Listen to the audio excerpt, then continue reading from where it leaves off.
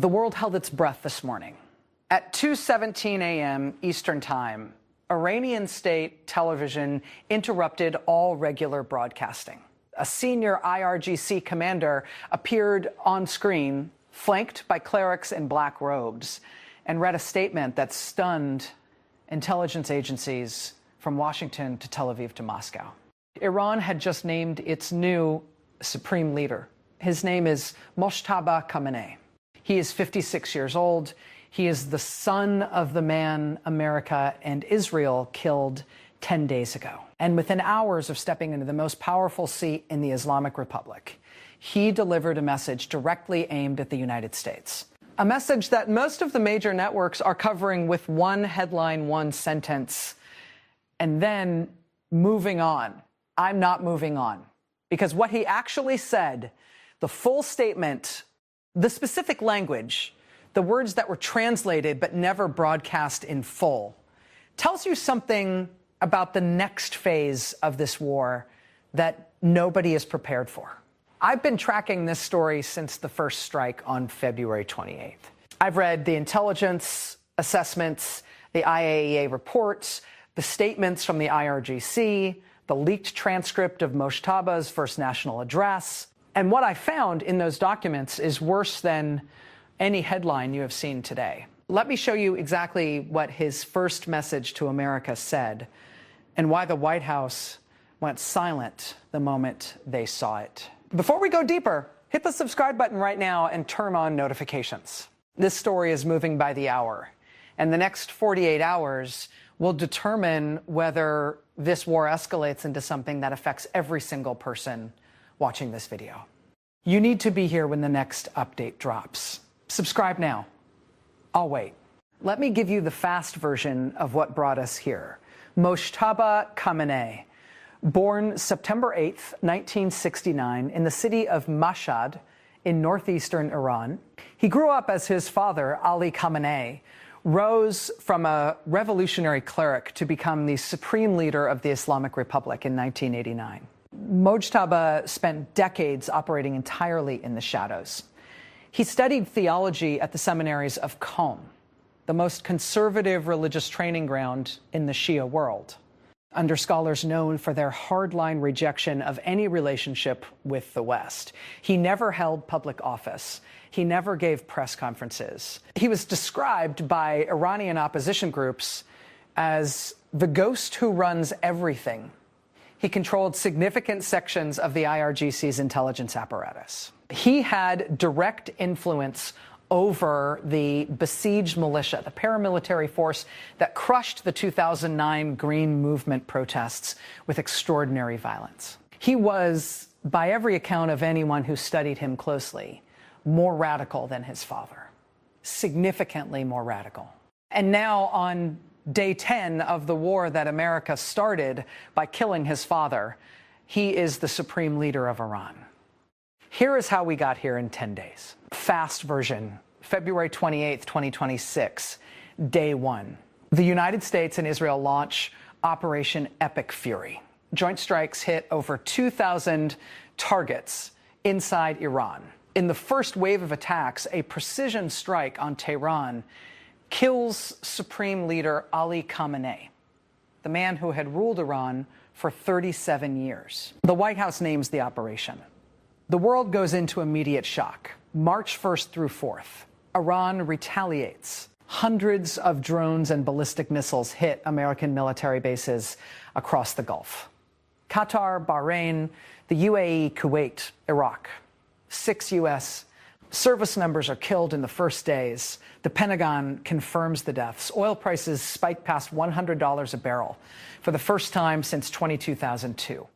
March 5th through 7th, Trump publicly demands Iran's unconditional surrender. Iran's Foreign Minister Abbas Araghchi refuses negotiations and says on camera that Iran is confident it could repel even a full U.S. ground invasion. The war widens. Iran strikes civilian infrastructure across Gulf states. Bahrain's desalination plant is hit. Saudi Arabia reports its first deaths. March 8th, 2026, day 9. Trump gives one of the most extraordinary statements any U.S. president has made in modern history. He says, and I am quoting him directly, "Khamenei's son is unacceptable to me." The next Iranian leader will not last long without my approval. A sitting American president is publicly trying to dictate who leads a foreign nation. Hours later, defying Trump's warning entirely, Iran's Assembly of Experts convenes. They pick Mojtaba Khamenei, the son of the man America killed. The IRGC pledges immediate allegiance. March 9th, 2026, today, day 10. At 2:17 a.m. Eastern, the announcement is broadcast worldwide. By morning, Mojtaba Khamenei has delivered his first statement. Oil prices soar another 12%. The seventh American soldier is confirmed dead. And the path to any negotiated end to this war, according to Reuters, Sky News, and analysts at every major think tank, has just been closed. That is the setup. Now, let me show you what the documents say. Okay, the evidence. I want to walk you through three specific pieces of information that the mainstream coverage is not connecting. First, his inaugural address, Mojtaba Khamenei's first national address, was broadcast this morning. It has been translated and circulated widely. But what most outlets reported was a shortened version. The full transcript, circulated by Iranian state media and verified by independent Persian language journalists, contains language that went unreported in English. He did not simply say Iran would continue to resist. He used a specific phrase in Farsi that translates directly to, and I want you to hear this carefully, a slap to America's face that history will remember. He said Iran had achieved, quote, victory in the first 10 days, not a symbolic victory. He listed it, the killing of American soldiers, the disruption of oil infrastructure, the forcing of the United States to issue evacuation orders for its own diplomats. In his first statement as supreme leader of Iran, Mojtaba Khamenei declared those things victories. And he promised directly that the nation's will never be broken and Iran will stand firm against Western aggression until its final demand is met. What is Iran's final demand? The complete withdrawal of American forces from the entire Middle East. Read that again. That is not a negotiating position. That is a statement of war aims. Second, the IRGC's energy war warning, hours after Mojtaba Khamenei was confirmed, a senior IRGC commander, Ibrahim Zulfiqari, issued a direct warning to every Gulf Arab state hosting American military assets. The statement, broadcast on Al Jazeera and confirmed by Iranian state media, said this: regional American allies must stop the United States or face further reprisals. Then it added this sentence. The sentence that every energy market analyst is focused on right now. The IRGC warned explicitly of an energy war. That phrase, energy war, means one thing in the context of the Persian Gulf. It means the Strait of Hormuz. Approximately 20% of the world's daily oil supply passes through that narrow waterway. If Iran closes it, or even threatens to close it credibly, the economic consequences for the United States, Europe, and Asia are catastrophic. Brent crude is already at $100 per barrel today. The pre-war price was $64. That is a 56% increase in 10 days. If the Strait of Hormuz is disrupted even partially, every serious energy economist has the same model. Brent crude goes to between $140 and $180 per barrel. American gas prices reach between $7 and $9 per gallon within 30 days. This is not speculation. This is the documented consequence of a Hormuz disruption. And the IRGC is now using the exact language that precedes it. Third, what the appointment itself means. Reuters published a headline this morning that should be the lead story on every channel. It reads, Iran's choice of Mojtaba Khamenei appears to close path to swift end to war. Sky News, reporting on Mojtaba's background and his hardline ideology, published this. His appointment doesn't bode well for peace. The New York Times described him as a mysterious figure, and that is the polite version. Iran International, the Persian language media outlet closest to the internal politics of the Islamic Republic, said Mojtaba is seen as even more hardline than his father. More hardline than his father.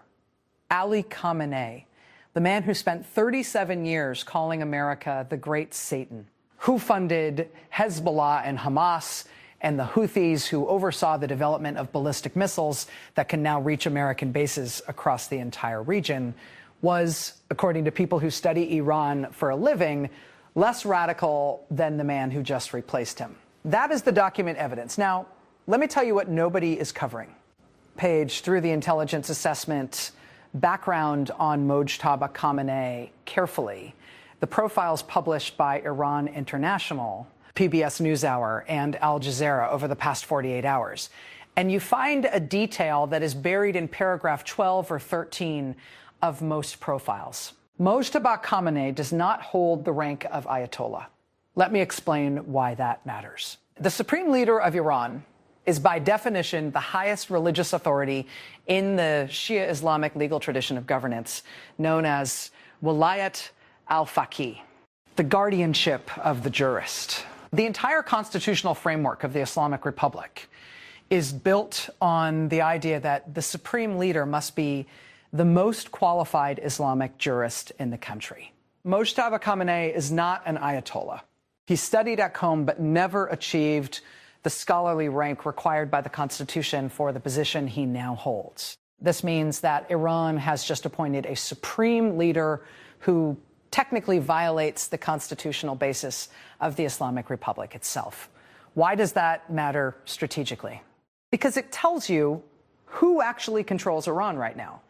Not the clerics, not the traditional religious establishment, the IRGC, Iran's most powerful and most radical military force, installed a man they control, a man who owes his position entirely to them. As the supreme leader of a country of 90 million people in the middle of a war with the United States and Israel. Put that together. The IRGC, the organization that operates Iran's ballistic missile program, its drone warfare capabilities, its network of proxy forces across the region, has just completed its effective takeover of the Iranian government. And they did it while a war with America is actively ongoing. Read that again. That changes everything. A cow other side has points. Okay. But look, I have to be fair here. The other side has a point. Several points, actually. Analysts at institutions like the Atlantic Council and the Carnegie Endowment for International Peace have argued this week that the leadership transition, even to a hardliner, actually creates a diplomatic opening that didn't exist before. Their argument goes like this. First, Mojtaba Khamenei has no public record, no speeches, no stated positions, no formal commitments. A leader with no public record is actually easier to negotiate with secretly than one who has decades of documented anti-American statements. There is no face to lose. There is no speech to contradict. Second, the IRGC's support for Mojtaba paradoxically might make a ceasefire easier, not harder. The theory is this.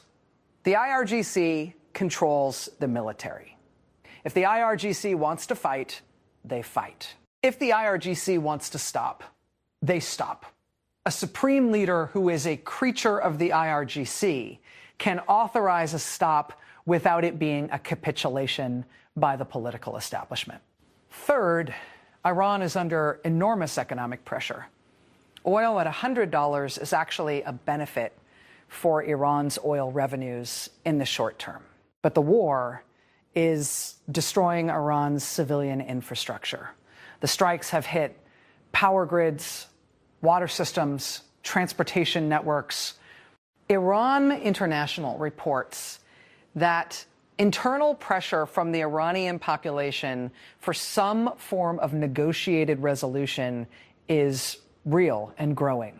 John Bolton, the former national security advisor who has spent decades advocating for regime change in Iran, said on Fox Business this week, the appointment is not necessarily the disaster it appears. Sometimes you need to talk to the people who actually hold power. Fair point. Don't dismiss it. What the other side has going for it, Mojtaba's unknown record creates a possible diplomatic slate. IRGC control makes ceasefire orders more enforceable. Iranian civilian suffering creates internal pressure for de-escalation. Back-channel communications between Washington and Tehran have not been confirmed as broken. Jonathan Panikoff, director of the Scowcroft Middle East Security Initiative at the Atlantic Council, said this on CNBC this morning. Trump could declare victory in Iran today. His argument is that the nuclear sites have been struck, the ballistic missile infrastructure has been damaged, and the regime has been decapitated once. A declaration of military success creates the space for both sides to stop. That is a serious argument from a serious person. But, and here is where I have to be direct, the man who just became supreme leader of Iran spent his opening statement declaring American military casualties to be Iranian victories and promising that Iran's will would never be broken. That is not the language of someone preparing to negotiate. That is the language of someone preparing to fight. Whether the reality behind the scenes matches the public rhetoric, that is the question that the next 72 hours will answer. This moment didn't happen in a vacuum. Here's the backstory you need to understand it. For years, across multiple American administrations, Republican and Democratic, the United States pursued a strategy toward Iran's nuclear program that toggled between negotiation and maximum pressure without ever resolving the core tension. The 2015 nuclear deal constrained Iran's enrichment program. The 2018 withdrawal blew it up. Since then, Iran systematically dismantled every restriction. By January 2026, the IAEA's confidential assessment reported that Iran had accumulated sufficient material for multiple nuclear devices. The intelligence community assessed that the breakout timeline, the time between a decision to build a weapon and actually having one, had compressed from years to months to weeks. That is the context in which Trump launched Operation Epic Fury on February 28th. The operation's stated objectives, as published by the White House on March 1st, were to destroy Iran's nuclear program, its ballistic missile infrastructure, and to, quote, crush the Iranian regime and end the nuclear threat. The word regime in that sentence is doing enormous work. It is the word that tells you this was not a limited strike. It was a war for regime change. And now, on day 10, the regime has not been changed. It has been reinforced. It has picked a new leader who is more radical than the last one. The IRGC has tightened its grip. American soldiers are dying. Oil is at $100. And the man in the White House who said, Iran's new leader will not last long without my approval, is now saying, and I am quoting his exact response this morning, we'll see what happens. We'll see what happens. That is not a strategic posture. That is a man who did not expect this outcome. March 8th, 2026, 11 p.m. local time in Tehran. Here is exactly what happened. Iran's Assembly of Experts, the 88-member clerical body, constitutionally empowered to select the supreme leader, convened in emergency session. The meeting had been building for days, but the final confirmation came fast. At 11:47 p.m. Tehran time, 2:17 a.m. Eastern, Iranian state television read a statement from the Assembly of Experts formally naming Mojtaba Khamenei, son of the late Ayatollah Ali Khamenei, as the third supreme leader of the Islamic Republic of Iran. Within minutes, and this is the detail that intelligence analysts noted immediately, the IRGC issued a statement of allegiance before the civilian government, before the parliament, before the president's office. The military pledged loyalty first. That sequencing was not accidental. By 3 a.m. Eastern, all major global news outlets had confirmed the appointment. By 4 a.m., oil markets in Asia had opened and Brent crude had jumped another $12 per barrel. By 6 a.m., the U.S. State Department had issued a travel alert ordering non-emergency government personnel and their families to leave multiple countries in the region. By 7 a.m. Eastern, the Pentagon confirmed the 7th American death in the war. And by 9 a.m. Eastern, the new supreme leader of Iran had delivered his first national address, the one I described earlier, calling American military casualties Iranian victories and declaring Iran's war aims as the complete withdrawal of American forces from the Middle East. Now, what everyone missed, something else happened this morning that almost nobody covered. Iran's foreign minister, Abbas Araghchi, the same official who this week told NBC News that Iran was confident it could counter a U.S. ground invasion, issued a separate statement alongside the leadership announcement. That statement said the following. Iran has accused the United States of wanting to partition the country and take its oil. That specific accusation, partition and oil, is not a random rhetorical flourish. It is a calculated message aimed directly at China and Russia. Because the framing of American intentions as resource extraction and territorial division is the exact narrative that Beijing and Moscow have been using to frame U.S. foreign policy in their own domestic media for years. Iran is asking China and Russia to see this war not as a nuclear non-proliferation operation, but as an American land grab in the world's most oil-rich region. That framing, if it lands with Beijing and Moscow, changes the entire geopolitical architecture of what happens next. Here is the detail that stopped me when I read it. On the day of the Supreme Leader announcement, according to reports from Iran International, Mojtaba Khamenei's first communication was not his public address. It was a private message delivered through diplomatic channels to the governments of China and Russia, not America, not the United Nations, China and Russia first. That is the exact same pattern we saw in the nuclear announcement scenario described by experts last month. Pre-notification of strategic partners before the public announcement, it means Iran has an international architecture it believes will protect it. And the first act of the new supreme leader was to activate that architecture. Don't go anywhere, because what I show you next changes the entire strategic picture. Drop your prediction in the comments right now. Do you think this war escalates further, reaches a ceasefire, or spirals into something that pulls in China and Russia? Then keep watching. The expert section is where this gets specific. What are the experts actually saying? Jonathan Panikoff, Director, Scowcroft Middle East Security Initiative, Atlantic Council. Speaking on CNBC this morning, Trump could declare victory in Iran today.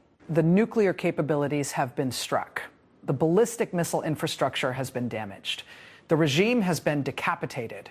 There is a path to declaring success and stopping. Plain English, there is an off-ramp. The question is whether either side takes it. Dr. Vali Nazar, Dean Emeritus of Johns Hopkins School of Advanced International Studies, one of the most respected Iran scholars in the world. His assessment, published this week, the appointment of Mojtaba Khamenei closes the path to a swift end to the war. Iran has chosen continuity and defiance over negotiation. Key there. He used the word closes, not narrows, not complicates, closes. General Jack Keane, former Army Vice Chief of Staff, Fox News senior strategic analyst, speaking this week on the Israeli strikes, the organizations that sustain Iran's regime are being targeted. The goal is enabling regime change. But regime change is happening differently than expected. The regime is changing itself and choosing more defiance, not less. When even the most hawkish mainstream military analyst acknowledges the regime is adapting rather than collapsing, pay attention. The entire war plan was premised on the regime fragmenting under military pressure. It has not fragmented. It has consolidated. Reuters, citing diplomatic sources, published this sentence this morning. Iran's choice of Mojtaba Khamenei appears to close path to swift end to war. That is not an opinion piece. That is Reuters citing diplomatic sources saying the peace window has closed. Sky News analysis published today. What we know about Iran's new supreme leader, Mojtaba Khamenei, and why his appointment doesn't bode well for peace. When Reuters and Sky News, neither of which traffics in alarmism, are both publishing the same conclusion on the same day. That is, the professional consensus forming in real time. Consensus from experts across the political spectrum. The appointment represents escalation continuity, not de-escalation. The IRGC's control over the new leader makes any order to stop fighting more enforceable, but only if the IRGC decides it wants to stop. And right now, the IRGC has just installed their man as supreme leader in the middle of a war. They did not do that to negotiate. Sensitive sack. Let me tell you why this directly affects your life. Right now, this week, not in some abstract geopolitical sense. In your wallet, your family, your job, your money. Oil is at $100 per barrel this morning. Before Operation Epic Fury launched 10 days ago, it was $64. That is a 56% increase in 10 days. The national average for gasoline in America before the war was $3.18 per gallon. You are now paying more. But here is what the models say about what comes next. Chatham House, one of the most respected international affairs research institutions in the world, published an analysis this week. Even at current price levels, without a Hormuz closure, inflation in the United States, Europe, and Asia will accelerate in 26. Supply chain costs across every sector that depends on shipping will rise. Transportation, manufacturing, food distribution, all of them move on fuel. Bloomberg published this headline 3 days ago. Iran war oil shock threatens to unleash wave of global inflation. If the IRGC follows through on its energy war warning and Iran moves against Hormuz, even partially, even with threats rather than action, every serious economist's model shows the same outcome. Brent crude between $140 and $180. American gasoline between $7 and $9 per gallon. Within 30 days, if you have a 401k, your retirement account has energy sector exposure. If energy companies spike in the short term, but global recession follows, those gains evaporate, and the rest of your portfolio goes down with them. That is not hypothetical. That is documented economic pattern from previous energy shocks. Your family's security. The United States has approximately 40,000 military personnel stationed at bases across the Gulf region. As of this morning, 7 of them have come home in flag-draped coffins. The Pentagon has confirmed each death. These are not statistics. These are people. The families of those service members were notified before the public announcements They found out their son or daughter or parent was gone while the rest of us were watching headlines. That is happening right now in American homes while this video plays. In your everyday life, Bahrain's state oil company declared force majeure this morning, meaning it cannot honor its existing supply contracts because Iran's strikes have disabled its refinery infrastructure. Force majeure declarations in energy markets are rare. They signal supply disruptions that reverberate through global supply chains for weeks. Almost 14,000 commercial flights have been canceled since the war began, according to CNN. Routes through Middle Eastern airspace are being rerouted or suspended. If you have travel plans in the next 3060 days, check your airline. If you have family in the region, pay attention. The precedent. Here's what nobody wants to say directly. If the United States launches a war to achieve regime change in Iran and instead produces a regime that is more radical, more consolidated, and more under the control of its most extreme military faction, the lesson that every other country draws from that outcome is this: hardening your position works, giving ground does not. Nuclear proliferation is not just an Iranian problem. It is a North Korean problem, a Pakistani problem, and increasingly a problem in states that are watching this war carefully and drawing conclusions about what happens to countries that do not have nuclear weapons when America decides it wants regime change. You are not just watching an Iran story. You are watching a story about what happens to the global security architecture that has kept large-scale war between major powers from happening for 80 years. And the outcome of the next 10 days will shape that architecture for the next 40 years. That is not dramatic. That is what historians will write. How the world reacted. Let me walk you through exactly how the major players responded to the Mojtaba Khamenei appointment. Trump, Truth Social, 9:23 a.m. Eastern. I am not happy with the appointment of Mojtaba Khamenei. He will not last long without my approval. We'll see what happens. 3 exclamation points. We'll see what happens. 12 hours earlier, Trump had said, and I need you to notice this, that Khamenei's son was unacceptable to him. Hours later, the son was appointed anyway. And Trump's response to being publicly defied by Iran's leadership selection process was 4 words: we'll see what happens. Compare that to the extraordinary certainty of Trump's pre-appointment language. Will not last long without my approval. That is not a hedge. That is a commitment. And it was defied publicly with the whole world watching. Israeli Prime Minister Netanyahu. His office issued a statement confirming that Israel's strikes on Iran would continue. Specifically, and this is the sentence that stood out to every analyst, the statement said Israel would target every successor of Khamenei, not the new supreme leader. Every successor. That is a statement that places no upper limit on the war's scope or duration. Iran's parliament. Members pledged allegiance to the new supreme leader in a televised ceremony. United. Unanimous. Without the fracturing or dissent that some Western analysts had predicted would emerge under the pressure of American and Israeli strikes.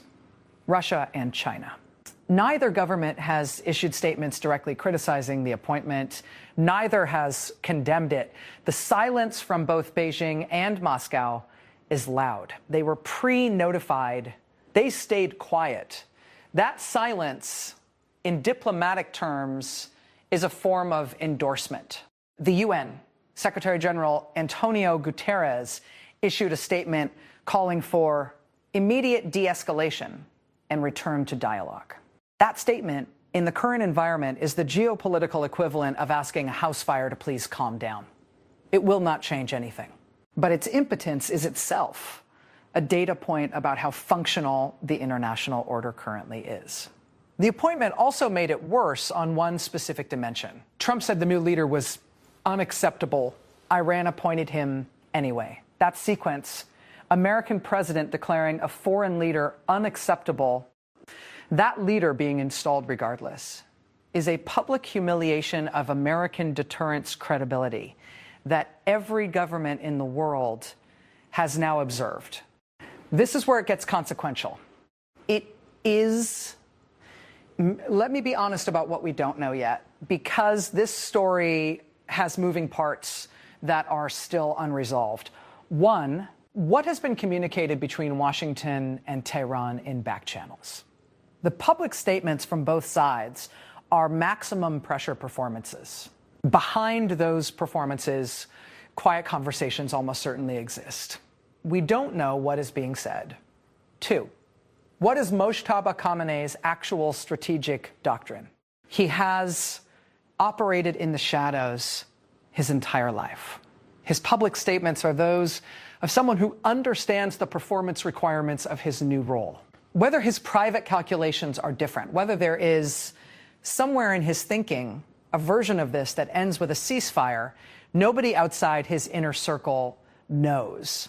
Three, what will China do? Beijing has enormous economic interests in Iranian oil. It has also invested decades in positioning itself as an alternative to American global leadership. Does China pressure Iran toward a settlement because it fears a broader war? Or does it see an opportunity to let America bleed? That decision is being made in Beijing right now, and it will shape the next chapter of this war more than any statement from Trump or Mojtaba. Four, what is the actual military situation inside Iran? The strikes have been described as hitting over 2,000 targets in 10 days. But the Iranian military is still firing. Missiles are still hitting American bases. Iranian drones are still reaching Gulf states. The operation has not achieved the rapid collapse its architects may have anticipated. Here is what you need to watch in the next 10 days. Specific dates, specific events. Tonight, March 9th, Iran's parliament has scheduled a formal session to mark the allegiance ceremony to the new supreme leader. What Mojtaba says or causes to be said in that formal session will be his first full policy statement. That is the document that matters most. I will cover it when it drops. Tuesday, March 10th, U.S. Secretary of State Marco Rubio is en route to Tel Aviv. His meeting with Netanyahu will determine whether Washington and Israel present a unified strategic posture, or whether cracks are emerging between what Trump's Washington wants and what Netanyahu's Israel wants. Those two governments want different things right now. Pay attention to the readout from that meeting. Wednesday, March 11th, the UN Security Council convenes its formal session on the conflict. China and Russia will veto any resolution authorizing or legitimizing American actions. But watch the statements, the language that China uses, specifically whether it describes the war as American aggression or as a response to Iranian nuclear provocation. We'll tell you everything about where Beijing has positioned itself. Friday, March 13th. The CTBTO, the Comprehensive Nuclear Test Ban Treaty Organization, is expected to release its full seismic analysis from an anomalous underground event recorded 8 months ago southeast of Isfahan. That report will either confirm or cast doubt on whether Iran conducted an underground nuclear test before the war began. If it confirms a test, the entire retroactive justification for the war becomes dramatically stronger. If it does not confirm a test, every piece of the pre-war intelligence picture deserves re-examination. The next 48 hours. The IRGC's energy war warning is the most dangerous immediate variable. If Iran makes any move, even a signal, even a threat without action, toward the Strait of Hormuz, the economic and military escalation that follows will be faster and more severe than anything we have seen in the first 10 days. Subscribe now, turn on notifications. I will cover every one of these developments as it happens. Every statement, every document, every filing. When Mojtaba's formal policy speech drops tonight, I will break it down line by line. When Rubio's readout comes from Tel Aviv, I will analyze what it tells us about the state of the U.S.-Israel alliance. When the CTBTO report drops on Friday, I will go through it page by page. That is what this channel does. Evidence first, analysis second. You decide what it means. The full picture of where we stand on day 10. Facts confirmed. Mojtaba Khamenei, 56 years old, hardline cleric, son of the killed supreme leader, has been named Iran's third supreme leader. The IRGC pledged allegiance before any civilian institution. The military installed him. That is the sequence of power. He does not hold the rank of Ayatollah. His appointment technically violates the Islamic Republic's constitutional framework. The IRGC chose him anyway. His first public statement declared American military casualties to be Iranian victories and named as Iran's war aim the complete withdrawal of U.S. forces from the Middle East. 7 American service members have been killed. Pentagon confirmed the 7th death this morning. Oil is at $100 per barrel, a 56% increase in 10 days. Bahrain's state oil company has declared force majeure.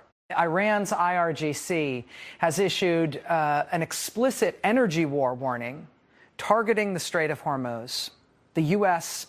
State Department ordered non-emergency government employees to leave multiple regional countries as of March 9th. Trump said the new leader was unacceptable. Iran appointed him anyway. Trump's response, we'll see what happens.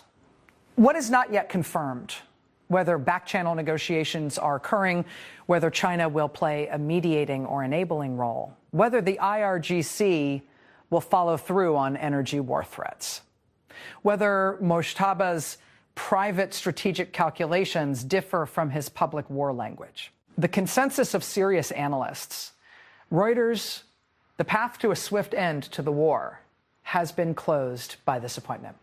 Sky News, the appointment does not bode well for peace. Dr. Vali Nasser, Iran has chosen continuity and defiance over negotiation. Jonathan Panikoff, there is still a path for Trump to declare victory, but the window is narrowing. What this moment means in historical terms, 10 days into a war launched to achieve regime change in Iran, the regime has not changed. It has chosen a more radical successor to the man America killed. The IRGC has consolidated its control of the Iranian state. The new supreme leader's first statement was a declaration of war aims. And the American president, who said the new leader was unacceptable, has responded to being publicly defied with, "We'll see what happens." That is the story. That is where we are. Stay with this channel. Subscribe. Turn on notifications. What happens tonight in Iran's parliament? What Mojtaba Khamenei says when he formally addresses the nation for the first time as supreme leader is going to tell us which version of the next chapter this becomes. The back-channel ceasefire version or the energy war Hormuz version. Both are possible. One of them is coming. When it happens, I will be here, breaking it down, document by document, statement by statement, the way it deserves to be covered. This is day 10. The story is far from over.